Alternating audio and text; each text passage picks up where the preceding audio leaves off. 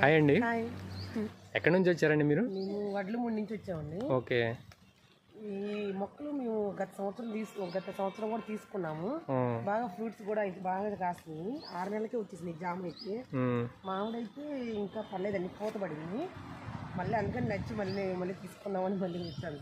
Okay, ఏమేమి మొక్కలు తీసుకున్నారండి ఇప్పుడు? జామ, బత్తాయి, నిమ్మకాయ, మామిడిలో కూడా మన పచ్చడికి తినడానికి రెండింటికి ఉపయోగపడేలా తీసుకున్నాము. ఓకే. అట్లానే జామ కూడా తైమాన్ జామాను, వేరేది ఇంకోటి తెల్ల జామ అంట.